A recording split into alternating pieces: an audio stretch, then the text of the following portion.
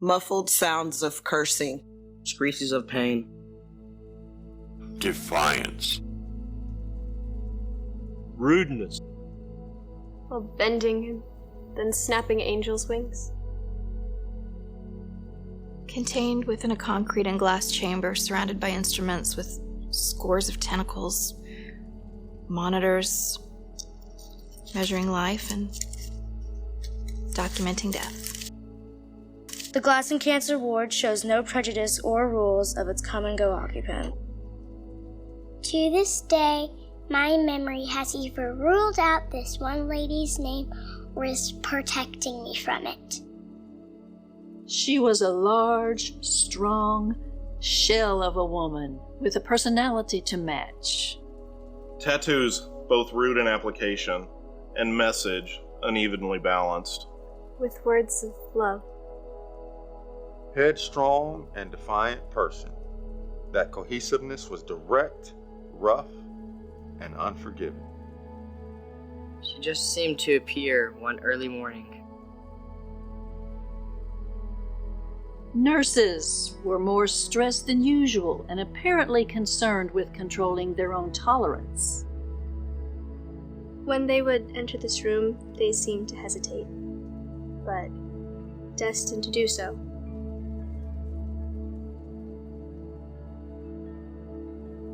The door would crack open, spewing vulgarity and condescending language that would penetrate the others' confined rooms. Each nurse exited, tried, measured, and tested, yet compassionately.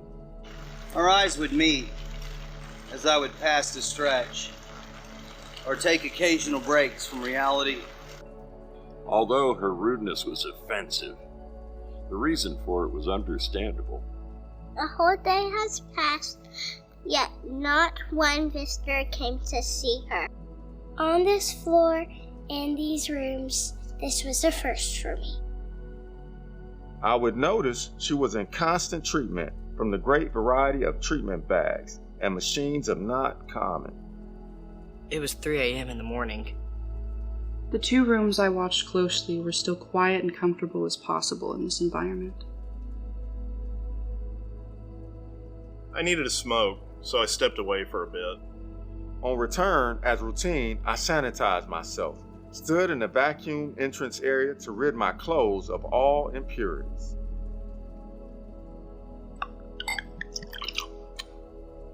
I tried not to appear social, as to evade attention from this one room.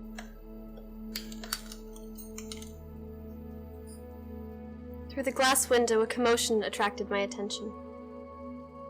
She was setting up in bed and profoundly gesturing me to enter.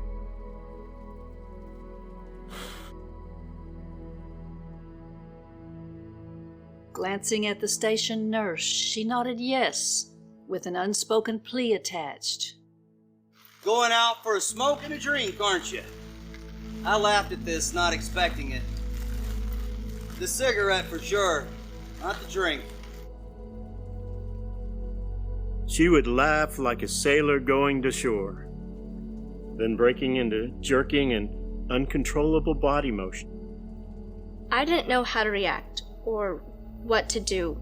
Turn and exit or call for the nurse. Instinctively, I grabbed her hand to try to comfort her in the long experience.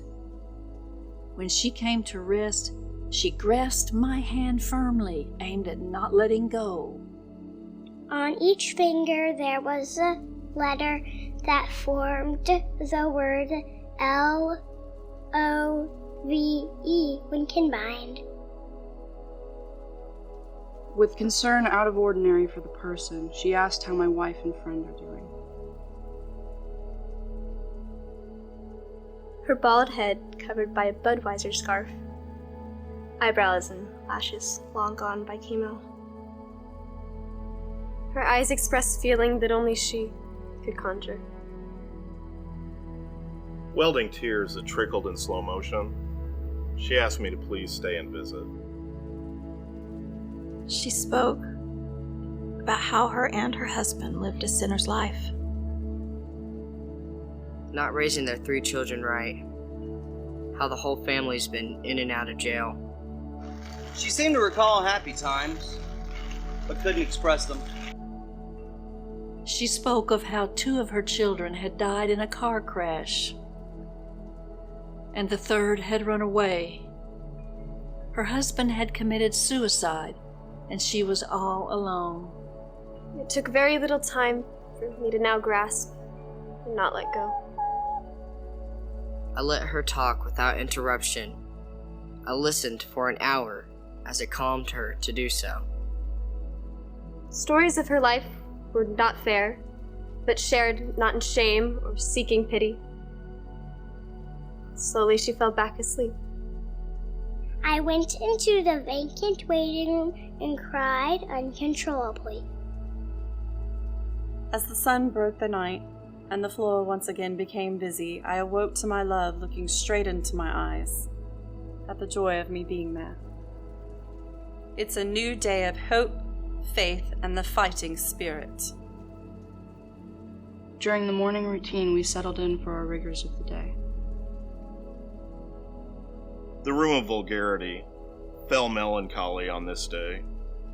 The blinds were shut tight, as to give solitude and self-preservation. Nurses entered and exited this room with delicate posture. It remained this way until dark. 2 a.m. I would be headed out for a smoke. Upon re-entering, her blinds would be wide open in anticipation of my return. We talked of my love's condition, and she expressed how she learned that I'd barely left her side. She was now holding my hand, and with the tenderness of a child, she fiddled with it. She said she wouldn't be here for much longer, and wanted all others here to have her many scarves she'd collected. She said something that cut to the bone. I have a favor to ask. She said she wanted a cigarette, a sip of bourbon, and a can of mushroom soup. Speechless, I reluctantly nodded. Okay. She said you would do this for me, and cried hard as she pulled me in for a long hug. I told her I shouldn't, but I would if she really wanted me to. I told her she was very mad when she first checked in, and now she's peaceful. I told her she's in the hands of something much greater, and that anything said or done could be forgiven if asked. Without asking, she got a noticeable silent prayer from me. The look on her face became just beautiful. I told her I was going to church in the morning, and I would bring her her last request. She let me get out the door before pausing me, saying, "Honey, the soup is all I need." I couldn't wait to get back to the hospital to see all, check on my loved one, and deliver the can of soup. All was good until I headed that short distance to her room. The nurse with the broken wing paused me, hugged me, and said this lady had passed. Excitement turned to pain and emptiness. The broken wing healed and spread out wide, thanking me for spending time with this soul. I will never know here, but I prayed to see her again in heaven. I found my soul again on floor 14.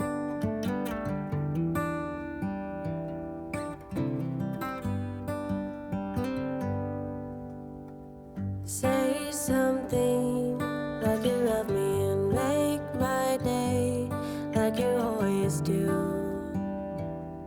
like you always do.